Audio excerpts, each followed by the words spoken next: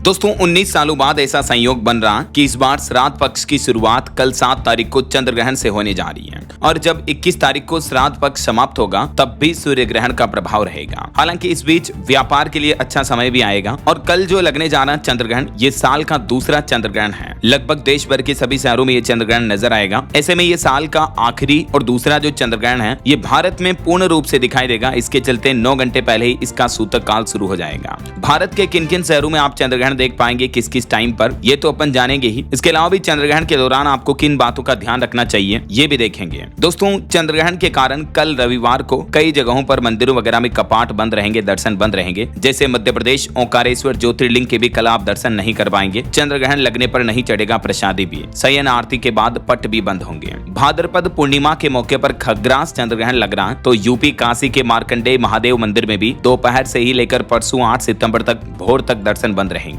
चंद्र ग्रहण के कारण राजस्थान शनि महाराज आली मंदिर के पट भी बंद रहेंगे। राजस्थान चित्तौड़गढ़ में जोगनिया माता मंदिर में भी दर्शन बंद रखे जाएंगे। दोपहर 12:50 से लेकर रात 2:30 बजे तक ग्रहण का समय रहने वाला है। और चंद्र ग्रहण के ही चलते आज गणपति विसर्जन के मौके पर भी गणपति बप्पा मोरिया को जल्दी विदाई देने लग गए लोग। कान में अपनी मनोकामना कहकर विदा किया गणपति जी को। तो ये तो चंद्र ग्रहण के दौरान माहौल रहने वाला है। लेकिन चंद्र ग्रहण से पहले ही आपको पता होगा बाढ़ और भूस्खलन का भी कहर देखा जा रहा है। देश भर के कई राज्यों में भयंकर बाढ़ आई हुई है और इस बार के चंद्र ग्रहण का प्रभाव भारत और विदेश की भौगोलिक स्थितियों पर भी देखने को मिल रहा है। ज्योतिषविद राजकुमार शास्त्री के मुताबिक जब भी किसी पूर्णिमा तिथि पर चंद्र ग्रहण लगता है तो वह ज्योतिष के नजरिए से बहुत ही महत्वपूर्ण होता है। पूर्णिमा तिथि पर राहु और चंद्रमा का योग चंद्र ग्रहण की स्थिति पैदा करता है, जैसा कि सूर्य सिद्धांत में भी वर्णित है। जब भी ऐसे ग्रहों की स्थिति का निर्माण होता है तो अक्सर प्राकृतिक आपदाओं की प्रबल संभावनाएं रहती हैं। हाल ही में आपको पता होगा अफगानिस्तान में भूकंप आया था, 2,500 के लगभग लोग मर गए थे। भारत के भी कई राज्यों में इस भूकंप के झटके लगे थे। कई जगहों पर भारत में बाढ़ वगैरह भी आई हुई है। कई राज्यों में अभी गंभीर हालात चल रहे हैं, पंजाब, हरियाणा, यूपी, बिहार वगैरह में, राइट। ऐसे में ये चंद्रग्रहण का प्रभाव कहीं न कहीं प्राकृतिक आपदाओं के रूप में पहले से ही देखने को मिल रहा है।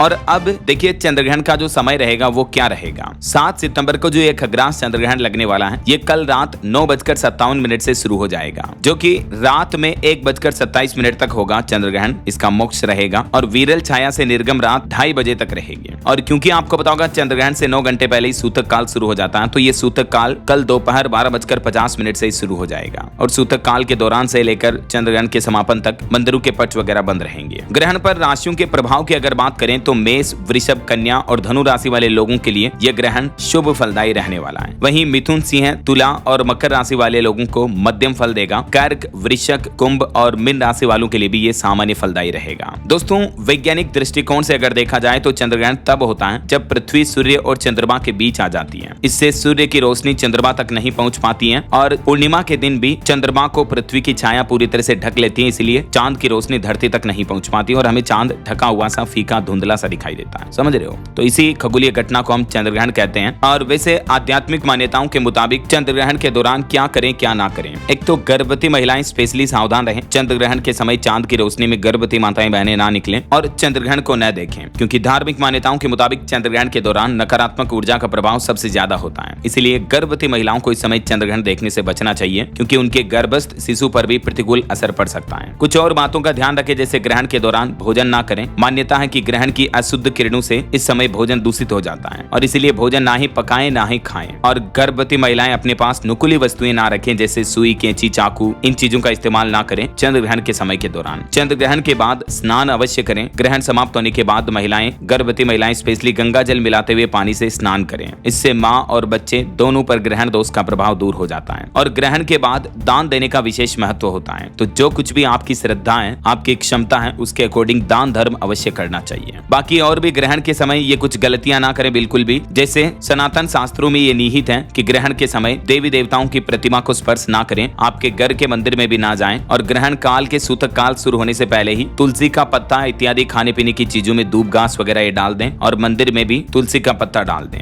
इसके अलावा ग्रहण काल के दौरान तुलसी, पीपल, बरगद इन पेड़ों को भी नहीं छूना चाहिए। ग्रहण के दौरान किसी से लड़ाई बहसबाजी ना करें, तामसिक चीजों का सेवन ना करें। तो ये कुछ सामान्य वैदिक धार्मिक ग्रंथों के अकॉर्डिंग बातें हैं। अगर आप बिलीव करते हैं इनमें तो इन बातों का जरूर ध्यान रखें। बाकी दोस्तों ये चंद्र ग्रहण से जुड़ी सारी इन्फॉर्मेशन मैंने आपको बता दी, उम्मीद आपको जरूर जानने मिली होगी। इस वीडियो को लाइक और शेयर करना, DLS न्यूज चैनल को सब्सक्राइब करके बेल आइकन जरूर दबा देना, रोजाना ऐसी इन्फॉर्मेटिव जानकारियां, महत्वपूर्ण समाचार देखते रहने के लिए। ओके, ख्याल रखिएगा अपने आप का, अपने परिवार का। मिलेंगे अगले नेक्स्ट अपडेट में, तब तक के लिए जय हिंद, जय भारत, वंदे मातरम।